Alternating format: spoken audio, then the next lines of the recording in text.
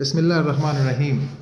آخرت کے مقابلے میں دنیا کی حقیقت۔ سہل بن سعد سے روایت ہے کہ رسول اللہ صلی اللہ علیہ وسلم نے فرمایا، اگر اللہ کے نزدیک دنیا کی قدر و قیمت مچھر کے پر کے برابر بھی ہوتی تو کسی کافر منکر کو وہ ایک گھونٹ پانی بھی نہ دیتا۔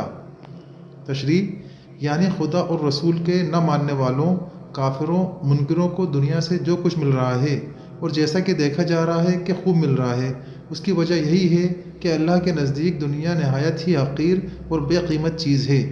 اگر اس کی کچھ بھی قدر و قیمت ہوتی تو اللہ تعالیٰ ان باغیوں کو پانی کا ایک گھونٹ بھی نہ دیتا۔ چنانچہ آخرت جس کی اللہ کے نزدیک قدر و قیمت ہے، وہاں کسی دشمن خدا کو ٹھنڈے اور خوشگوار پانی کا ایک قطرہ بھی نہیں دیا جائے گا۔